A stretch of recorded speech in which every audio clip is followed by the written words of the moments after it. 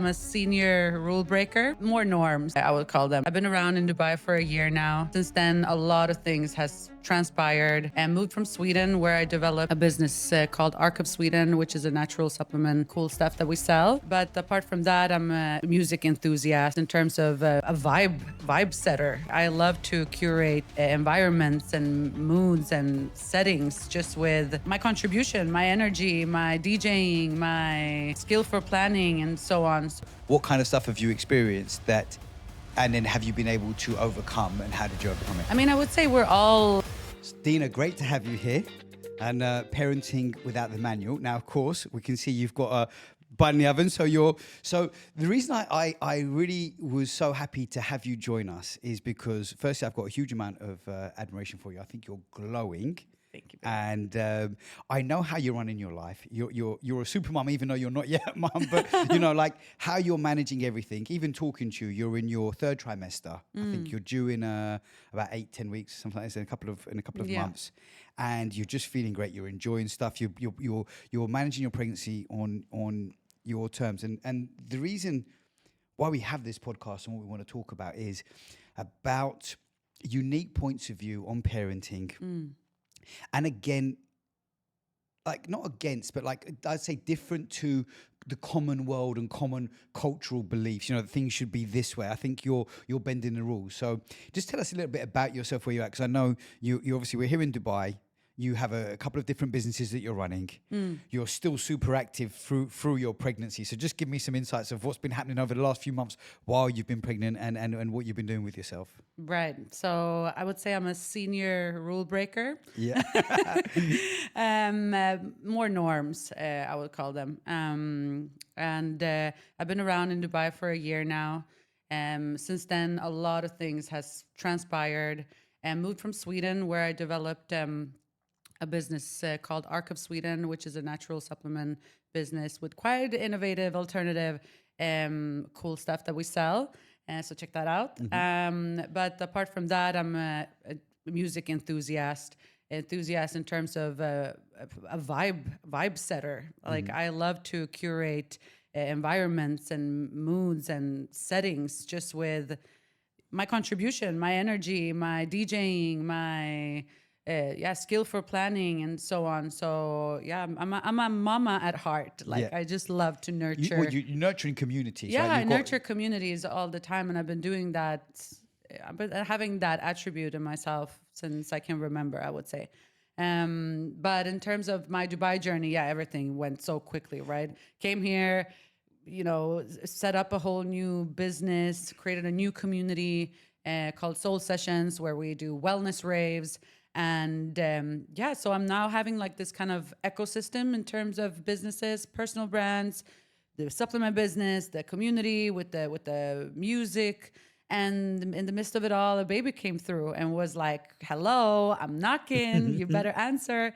And for us me and my partner, something that we've been practicing for the last couple of years, and that has really brought us here, where I can confidently say that I'm very at peace, is that we're starting to kind of master this thing of like stepping out of our own way, surrendering and letting life have its flow, and grabbing like whatever opportunities and whatever is coming to us as blessings. And this surrendering act has been such a profound thing for us in our journey, and that has led to so much peace and success and love. And in that, a baby also came through, and we said, let's go. Amazing. So look, there's a lot to be said on how emotions shape our health. Oh, right. Fully. And by the sounds of and what is health? Well, you're gonna get me tongue tied now, but it's like, I mean, health in terms of your physical ailments. So like, again, what conditions you suffer from. Listen, sometimes the act to be able to get pregnant or not get pregnant, or sometimes when people lose a baby, is it because of physical health? Is it because of emotional anxiety or negative energy that's in the body? So I think that if you're at peace with yourself, that is like the most healthy environment for your body. It's where disease can get cured. That's where I wanted that yeah. to lead to in Yeah. terms of what is health, Yeah. And it's, people can be ignorant and be at peace, Yeah. just like, oh, I'm just gonna sit on my couch and watch Netflix all day and be at peace with that. That's okay too. People can choose whatever they want, but really, truly, just I'm not saying that stress is something imaginary, but this is the most common denominator through everything that I see is blocking us from our, from our peace, from our fullest potential, from our it's the stress management and trying to control every outcome in life. Life is, I think it's absolutely crazy the heights that we can reach if we actually don't try to control the outcome and how much peace and beautiful things it brings because like a stressful nervous system is it really blocks us from so much beauty. So what I'm hearing, and I'm just trying to piece together because I spent a lot of time with Tony Robbins. He talks about how we see the world. So some people see life as a fight. So guess what they attract? They attract lots of problems they have to fight, like battles. Some people see life as a game. Some people see life as a dance. So you've got a fundamental. So when you I'm talk very much in the dancing category. exactly. Now though, I wasn't always. Right. So stress is real for people that are experiencing it, and I think what you're saying, if I'm hearing you right, is that you can take control of that and you can repurpose it. And if you looked at life as more of a blessing or a dance or a guide, you're going to experience less stress, basically. Yeah. Because stress is going to manifest as to illness. Exactly. Yeah. And all blocking us from all of the abundance, right? That exists in the present moment. I mean, how do I get it right and express it in a really nice way? I think the dancing analogy is really a key. There's nothing bad with having a strategy in doing and executing things, but it's more of that wiggle room. Like why startups succeed is because, and why they become unicorn companies is because they don't have a necessary strategy. They're just so they have a vision, they're hyper aware of the environment, and they just like, okay, well, this is the next thing, this is the next thing, and they live in that present state, right? Rather than, the 10-year plan and this is exactly how we're going to do it. That's a slow growth. So if you want like exponential, like quantum jumping, like miracle magic life, I think the beauty is in the dance of the present moment. I couldn't agree more. I think there's a number of things to go to the recipe, but there is definitely a formula of why things. There's an abundance. So look, for me, my philosophy about finance is it's like oxygen. Money's like oxygen. Right? I don't have to worry about where I'm going to get my next breath from. And I think finance is the same way. I think that as far as you can see and believe, but really believe, not pretend to believe, but really believe, you can call whatever into your life. And that can be in relationship, it can be in health, it can be in getting pregnant. It can, when you're ready, it shows up, but you've got to truly be ready. But in order to believe, for me, I had to go through the trials and errors. Like I had to put myself out there, right? I had to go through all that discomfort, the stress, the health crises, the so many things. I had to go right. Stuff, yeah? I had to go right through it, right? So rather than like, have you experienced? So I don't know this stuff. So what kind of stuff have you experienced that? And then have you been able to overcome, and how did you overcome it? I mean, I would say we're all dealt a certain cards, yeah, right? And for me, it's been different things, but I would say, like, from a trauma perspective, I had a big blockage towards money, like, and potentially still there's something there, but like we're getting there, but. The thing, like, and I lost in my, so the trauma where it comes from, my parents, they came as immigrants to Sweden, and you build a life on scarcity, on lack, on safe, like you need to keep everything safe, keep just save, right? Because when you've been in war for 4 years, that's all you know, that's how they raised me, right?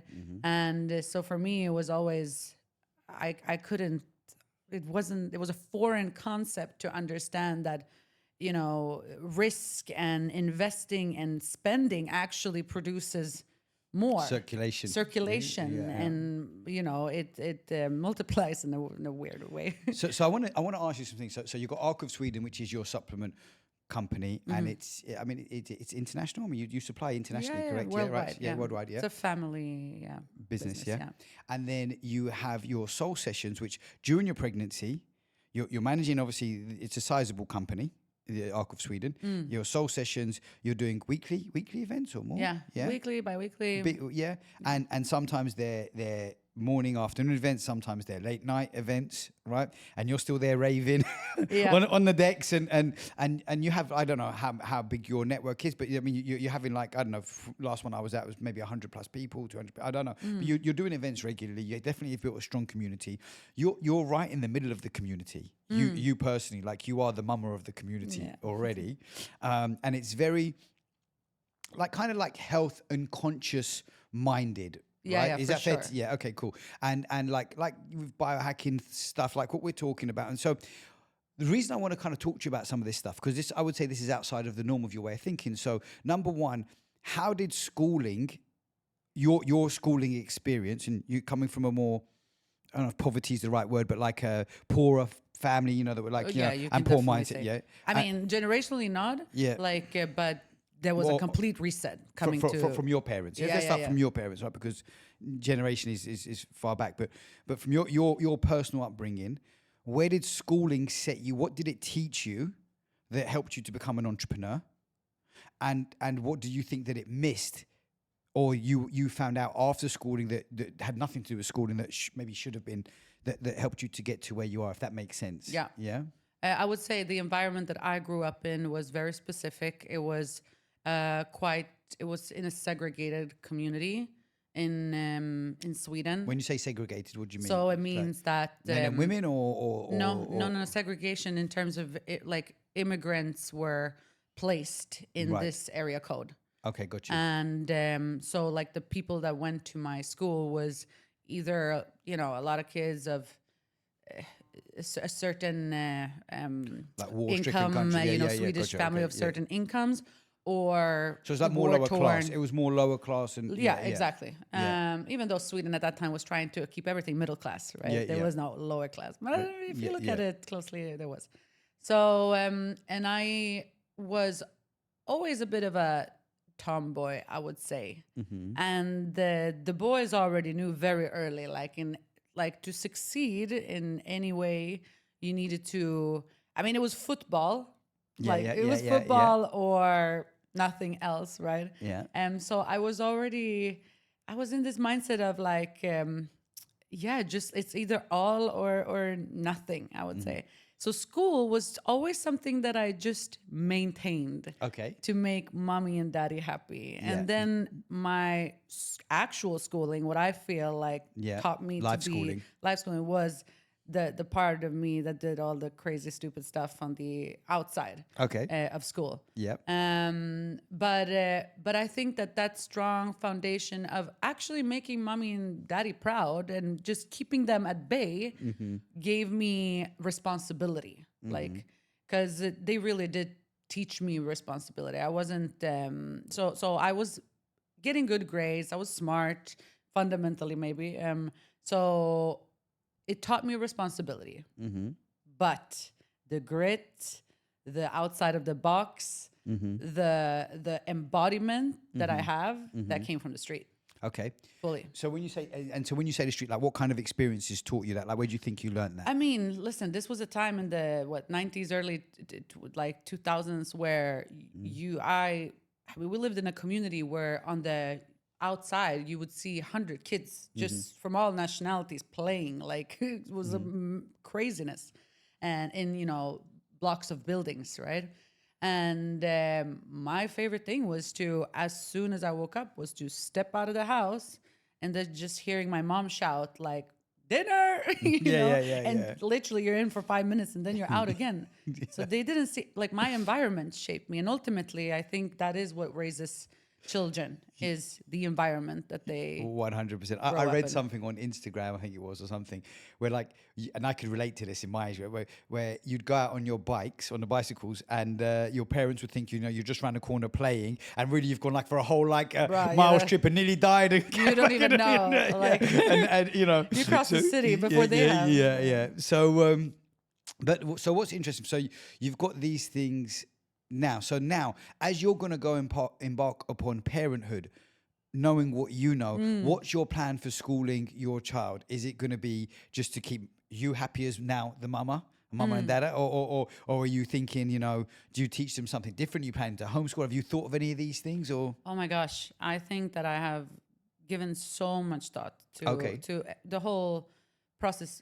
Not necessarily before I got into it, but it's just, and now that I'm in it, I'm really starting to feel how, my parents felt, and what like I do really understand, parents wanting to keep their child safe and wanting to go by the book, and it's just coming from it's from fear, honestly. Yeah. But my sort of thinking, to sum it up, is the fundamental value that I go in with is that I'm not my child's teacher. My child is my teacher. Yeah, I agree with that, by the way. That's one thing, because they're always ahead. They were sent to us to teach us. And so that's one thing. And then obviously always encourage and stimulate their curiosity and their lust for life, like more life, And then of course, like the whole best friend thing, like be their best friend rather than like be their, parent in the old school way, right? Yeah. Like the boss kind of thing. Yeah. So so those are kind of three fundamental things that are guiding stars. And in terms of like schooling, sometimes one day I'm thinking, okay, let's put them in the best private school and the best, whatever the community is saying is the best. But sometimes I'm like, you know what? Like, I would love for them to get 2 years in Nairobi, between the, like, down in the gutter, and then, a year in the Elon Musk school. I mean, if I could dream about it, and then giving them these environmental changes, but then like a strong foundational home where they can, feel safe, right? And this is like what I think is, we are not even aware how much kids can absorb, and we kind of don't give them credit enough, of how intelligent and smart and how quickly they adapt. And like, if we can expose them to as much, not overwhelm them, but like just expose them to different environments. So I'm going to share some stories with you. Yeah, really quickly. please. So firstly, there's a guy, Jim Rohn, who used to say, how much can a kid learn as much as you're willing to teach them? Right. And sometimes we so they can really learn a lot. But I just want to say, just before we started off camera, we had a conversation about what does success mean, and health and all this kind of stuff. For me, you said about my child is here to teach me. It's a gift to teach me. I think the closest we can get to true happiness is unconditional love. Okay, which people miss because we're all. You grow up, you have these guards, and you get judged, or you think people betray you or let you down or whatever, and you build up this wall, and you move away from the purity of playfulness and unconditional love. And so when a child comes onto earth and you see how easy they laugh, how easy they smile, and you realize that's what they can teach us, because we forget it. It's like it's we need to unschool, we need to unlearn ourselves, right? Because that's when you see a child. For me, when my son was born, and I saw the unconditional love and the playfulness, it's how do I not damage him with the things I've been damaged with? Do you get what I mean? Exactly. And how do I learn from him? And there's times I'd be like tired and he wants to play. And I think, no, like keep the noise down. I was like, I'd check myself. Why am I saying keep the noise down? We should be playing and making as much noise as we want. Yeah. Do you get what I mean? Like he's reminding me. He's reminding you actually in that moment. To play. So I think so. And then I also so I've lived all over the world. I think there's like a fear of like but am I going to create a savage of a being? Look, But there is some I don't- guidance needed, right? Because look, Yeah. we live in a world where cars speed across the road. You can't just let a But child it's just run just into the risk, road, and right? like that's the rhetorical skill that you kind of need to develop as a parent. Is like, Mm-hmm. okay, how do I develop good rhetorics to teach my child about risk analysis? Mm-hmm. You know, because that's what it takes to cross the street, is to have a good risk analytical Yep. thinking. Nothing else. And there's many strategies for that, and many talks to be had, and many interesting, you know, like your sorry, the Elysium. Elysian Minds. Yeah, That's yeah. that's a platform that can literally teach kids so clearly. But by the way, you brought up Elon Musk's school, and Yeah. interesting enough, this because you're an outside the box person. Not many people even know that Elon Musk has a school, right? And more over the purpose of why he has a school, because he's all about problem solving Yeah. versus just being spoken to. And so, what Elysian Minds is inspired by Elon Musk's school. Incidentally, that's There you that's one go. of the things Look that at that. why we brought it, because again, what I've learned as an entrepreneur, and much like you, and I've learned from being a bit street smart. You know, I grew up with a different sort of, I had to navigate my own way through life. I didn't have an older brother or sister, so I've kind of found my way. I was alone yeah. all my life. Yeah. And you know, my parents did the best they knew how to do at the time. But the skills that I've got, for me, I didn't necessarily find in school. What I found in school was it was good to have a level of academics, to be fair, that I could read, write, you know, do some maths. And it was more about socializing. And so I always thought, once I came across Tony Robbins, once I came across also the understanding of what Elon Musk is doing, I was going to homeschool.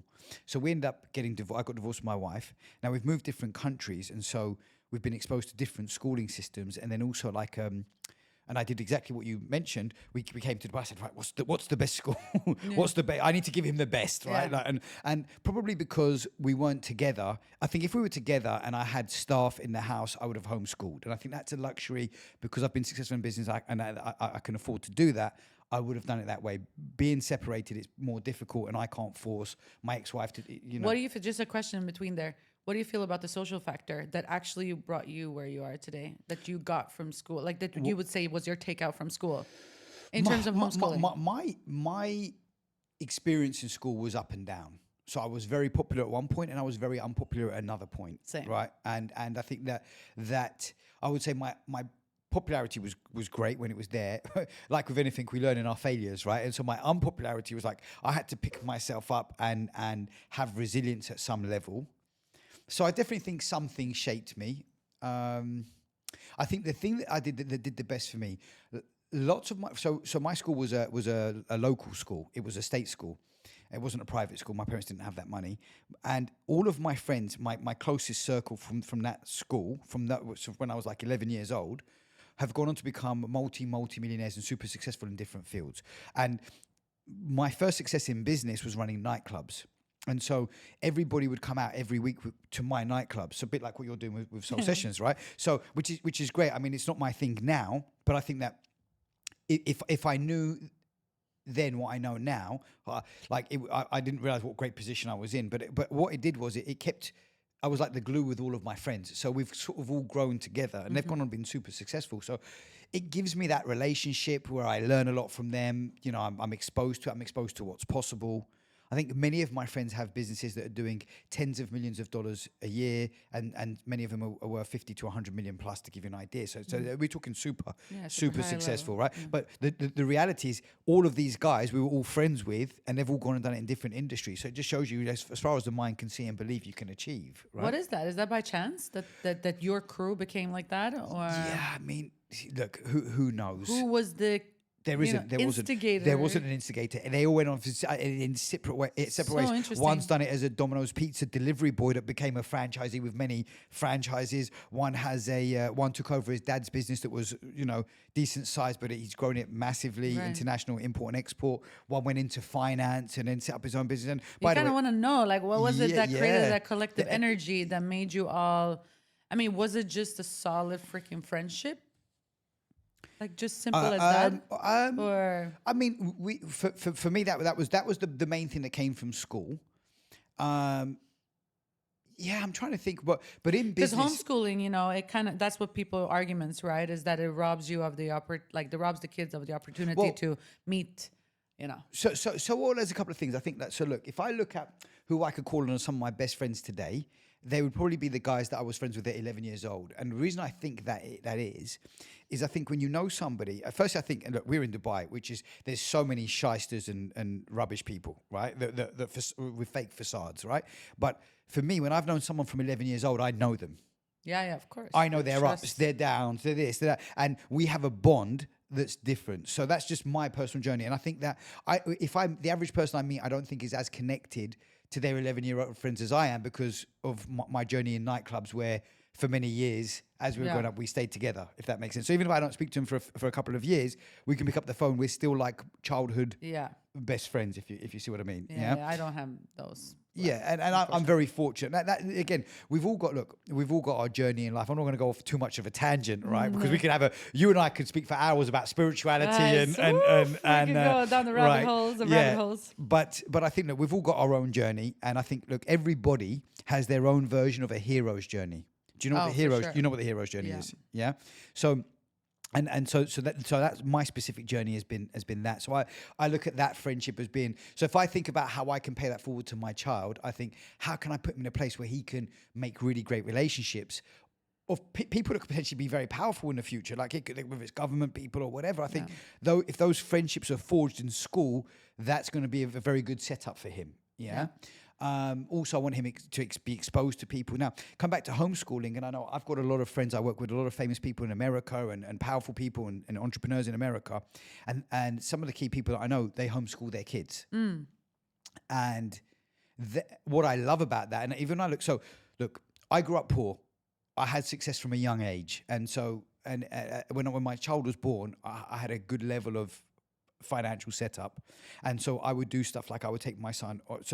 I like bucket list, right? I think we live a life and then we're going to die. Yeah. So how many things can you experience in this journey, right? So for me, I always wanted to go on a private jet, go on helicopters, go on boats, all of this stuff. So I took my son on like a private jet. I took my son on helicopter, and I believe that I'm opening up his vision.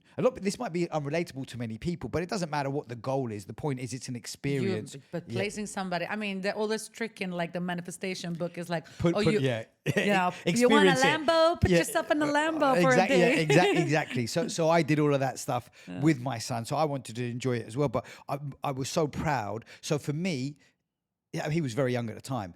But that was like life schooling for me, where he goes, hey, he could look at that picture and he goes, hey, that was me when we were traveling by private jet. This is, daddy's boat. This is whatever.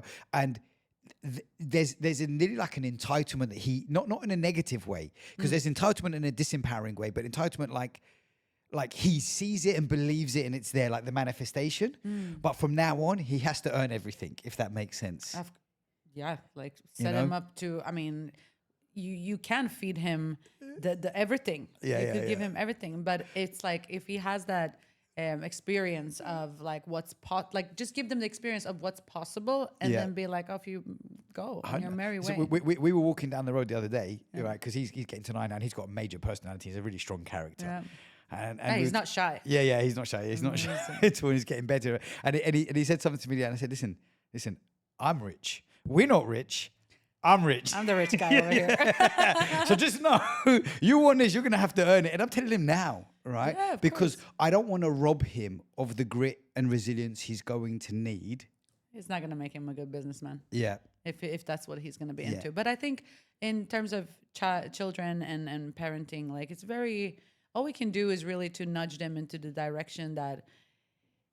So what I'm seeing is that a lot of people, they get kids, they build up such an anticipation around it, and they have these huge expectations in terms of what they think their child might become or what they should be like, or, I didn't have this, so you need to be grateful for this, because, like that's just our own unhealed kind of patterns, right? Totally. That are being projected onto the kid. So I think like the best thing that we can do, and that it can be like an amazing foundation, is to like as a parent, be hyper aware of the environment Mm-hmm. that you put your child in, because that is going to shape the child the most. Like Yep. you think that you have a lot of input, but actually is the environment that they are Totally. in that makes, because it's impressions, right? Like it's what they see. It's not about what they're told. You know, it's everything is just about Do what you they see yourself putting your child in school as it stands now, or do you?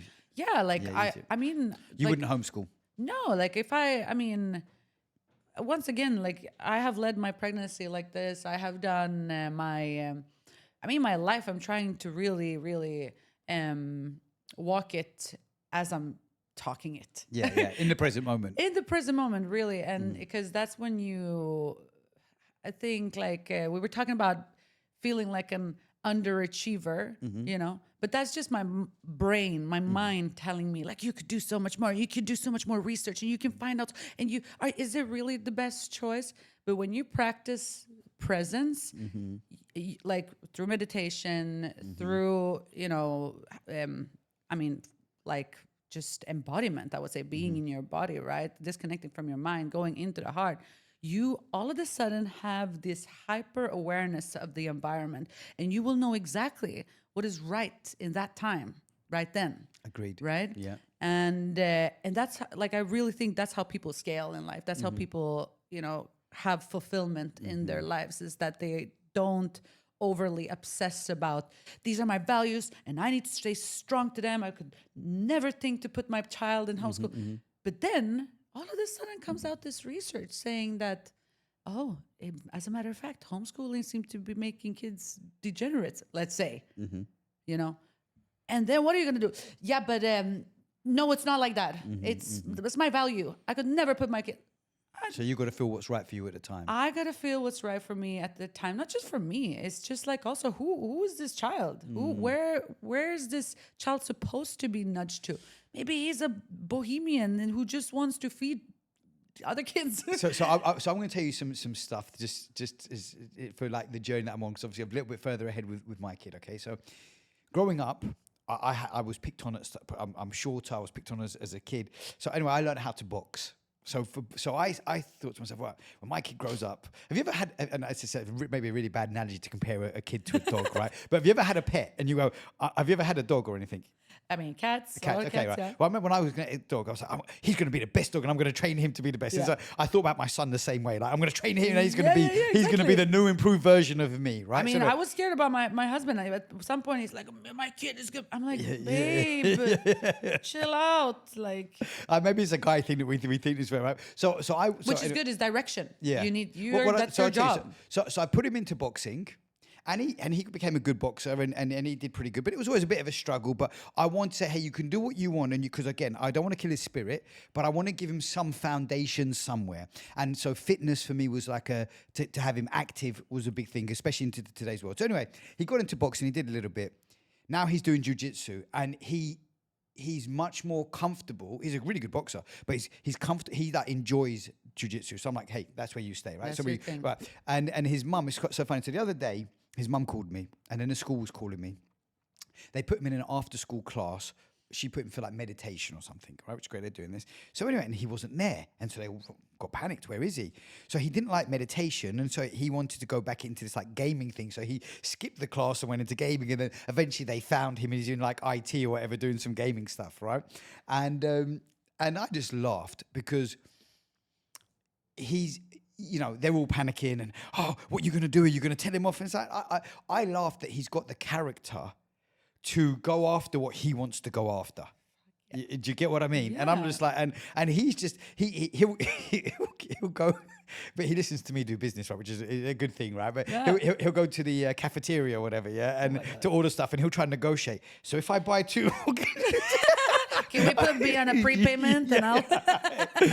what special bonuses are you doing? What's that? So he honestly he picks up. does this. Yeah, like what's the best price you could do? I took him something. When I was going to shopping one time, and I go, what's the Christmas discount? Yeah. And they kept saying, Daddy, what's the Christmas discount? I go, no, it's just something Daddy says to me. Oh my God. But this is what develops Yeah. character. Like Yeah, you yeah. want to match, like you need to allow the kids to develop their character. That's Yeah. theirs, because Totally. we're all born with with a freaking something unique, right? Totally. That makes us us, and the only way, like, he picks up from you those things, right? And like goes and negotiates, and that's his character. But you know what we were talking about, and then go back manifestation, and we were talking about, like, my circle of friends and what had the wealth and what has all, like, in that group. I think that what you see, you can believe, and therefore, like you said, your environment shapes you. And so I think that the environment is the most powerful thing. And I think exposing, again, it's interesting how you've grown up where you grew from, where the environment wasn't conducive, right? Wasn't good for you. God, it was. And I had no predisposition. I'm not saying I'm not privileged. I'm super privileged, because my parents immigrated to Sweden. Sweden is a well-off good country. Yeah. But in terms of the Swedish environment, I'm one in, like, I'm so lucky, and I'm so I didn't see this at all coming. So just what do you think took you from there to here? Just a unquenchable quest of like, my desire. First of all, I have a desire in, I think my feminine kind of like attributes I've always been quite developed. So I've always gone for my own desires. I haven't, even when society and everything has tried to put me down and put me in a box, like, very quickly I have, like, wait a minute, like, what about me?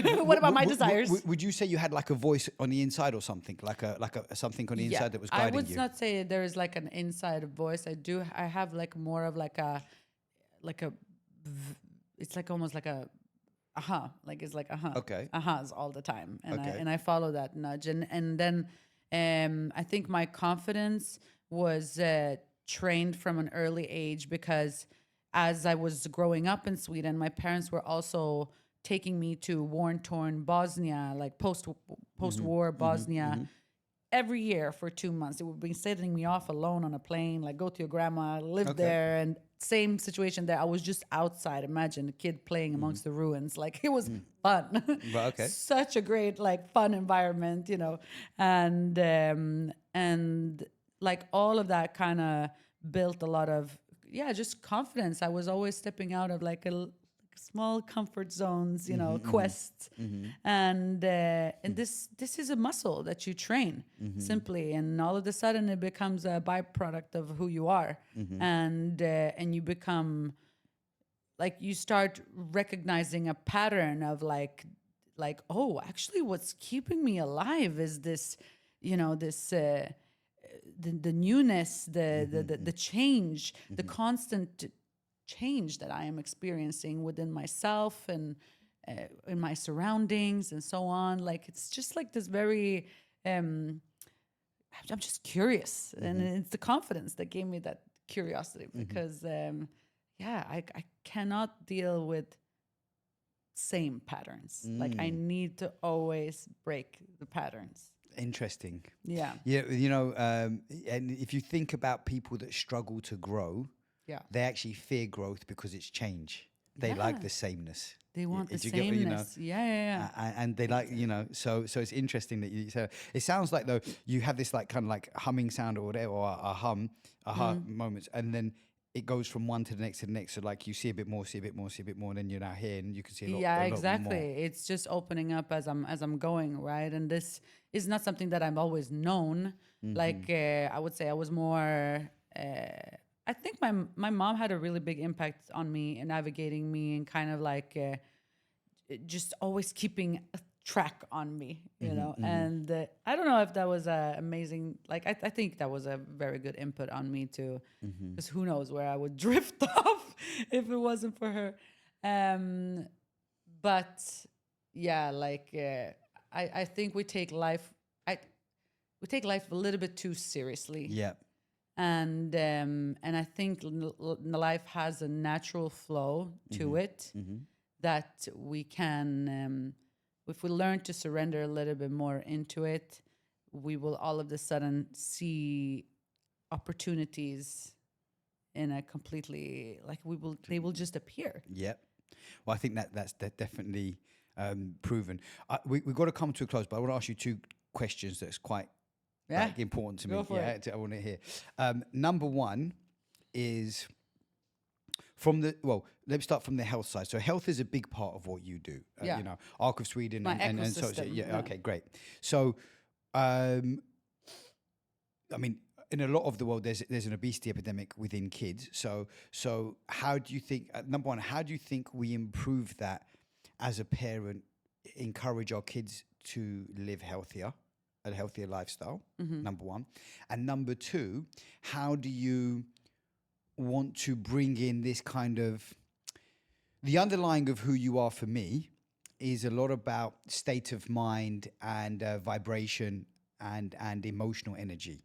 So how do you bring all that you've learned? And I know you were talking about being in the present, but what's your thinking about bringing that into your child's life? Like, do you understand it from the For sure. from the power of regulating your emotions, being in that abundant energy? So I think it's going to come down to the responsibility as a parent is again to cultivate the environment. You know, so how do I, like in terms of health, if they don't know, you know, like why would they do? So it's my responsibility as a parent to have the awareness and the knowledge and actually application of that knowledge. You know, you can have all the food biohacks and all of that, but unless you're like actually applying it, like it doesn't really serve a purpose in your head. And when the kid comes, that's like your greatest treasure. So when it comes to health, I mean, I think the food is really fundamentals. I think that we've gone a little bit too far in terms of biohacks and supplementations and stuff like that when we are actually not looking at the most basic and central thing is like, how do we eat and what do we eat? And then the next thing, another central thing is the emotional health, right? Like what does a child need for emotional well-being? Well, it is what you spoke about, unconditional love, right? And as much as possible, you know, a judgment-free zone, and we are not even aware how like judgment can be projected and shame can be projected. It's so I'm just so afraid of like, you know, feeling so guilty when I realize, oh my God, me doing that actually had this impact. Yeah. So I'm not gonna shame myself, like, because they will ultimately, you know, have some residue of our behavior. Of course. But talking to them, just like talking to them, sharing with them how you're thinking, and then but then setting up the environment, right? Like teaching them, just you being a role model, that will ultimately teach them to eat right, you know. Yeah, Tell them like I always start with my fibers, Yeah. and then I go to the protein, and then I go to like small. You sound like Joy, by the way. But that's what you need to do, you know. Like you need to live by being an example. But that's do you know what? As you were talking, I was thinking, and you are an example. Yeah. I think that I think as parents, we should, the best way to teach our kids is to be an example of how we live day to day, right? Day to day. And if we live that's the best you can do. Yeah. Like that's the best you can do, because, you know, every generation is, I mean, technically, theoretically, like it's getting better. Like we think it's all looking terrible, but we're evolving. Like especially I would say in our community, I will take that apart. Yeah, I think even in Dubai as a whole, we're in a progressive. The collective energy here is nuts. Yeah, because it's a progressive, forward thinking, change loving people, right? Yeah. You know, willing to do more. And I think, look, it's like in anything, right? And any muscle is built from repetitions in the gym. You have to be willing to push through that pressure to grow. And I think that a lot of people that come to Dubai, the vast majority are progressive, are pushing through barriers. Are evolving, and the conversation is different, and then it comes down to the environment. And then even if you're already pushing through at a level, and you get around other people that are pushing through at a level, the conversation amplifies and it stretches, you know? And in Dubai, I think what's particularly cool is that you can see that energy of like push. But if you can teach your child to like be A pull, pull instead. Do you listen to much Tony Robbins stuff? Like or not? Tony, I love Tony Robbins. Like I learned so much from his way, and like he used this terminology just late. Like I just heard something from him and Alex Hormozi, haven't and seen he it, was teaching Alex Hormozi about the push and pull. Alex Yes. Hormozi is like That's- he's such an inspiration. I love yeah. him, but it's The exactly push and pull energy. So it's interesting because that's why I brought up Tony, because you remind me, like it's something you said triggered something from obviously I don't know how much you know, but I spent like 5 years with Tony. I've been to Tony's house. I know Tony. I did a lot. Do you know this or not? I know you mentioned his name, Okay, but I so- haven't paid too much attention. So I was a platinum partner with Tony for 5 years in his inner circle, basically. So I've done 36 live events with Tony. Wow. So a lot of what I teach. Can I touch you? Yeah. And so a lot of what I teach, and I used to teach my team within network marketing, is all Tony Robbins stuff, because he's been one of my main mentors in life. He completely, so everything I'm doing with Alicia Minds is transformed because of Tony, and that it's inspired by Tony. But coming back to the push and pull energy. Well, this is your pull. Yeah, that's my pull. But you nailed it. And that's why what we've achieved in 10 weeks, it's mission driven. Have I worked like a dog? Yes, but does it feel like work? Not at all, because it's just been pull energy. You know, That's my day to day. Like people ask me like, how are How'd you do it? What are you doing? Like how? And I said like, maybe I will take a little break for a short period, but you guys don't understand. Like I am not working. Yeah, it's pull energy, and pull energy. It's like it's not- limitless, huh? I'm not. I don't know. Like it's in every day. Thankfully, like the business I will say it's. I am at a different stage though, business wise, and I've kind of, like, I've proven to myself, that I can do it. So like the confidence gives a lot, but also the stage that the business is in, like without me there, it would go Grow. for grow. I don't know, but it would go. Carry on. Right. So that gives me a peace, right? That I can feel like, okay, mommy can be a mommy if she wants to. And a woman who is feeling peaceful and safe, bruh, that pull energy is, because she's creative, so that's why I'm not right now. I'm just like in a creative stage, just like you. I'm developing like these crazy AI agents to, sort out. So I don't need to Do hire stuff. anybody because I'm so bad at hiring. I wish I could. I don't know that. Listen, it's been an absolute joy and a pleasure to have you. Yeah, man, we with can us. go on forever. Too long. I don't think that people want that, but maybe we should. Yeah, another time for sure. Listen, when you actually have the baby, it would be great to have you back as well. So let's keep on that. Yeah, I'll but tell listen, you all about my predictions, whether my predictions of my delivery and how are true, if my beliefs around how to do this because you're busting the process. norm, right? You're I'm shattering busting the norm, guys, Yeah. and I think that's going to be interesting to hear for sure. Amazing. It's been a pleasure to have you. Thank you so Thank you, much my for love. today. Thank you.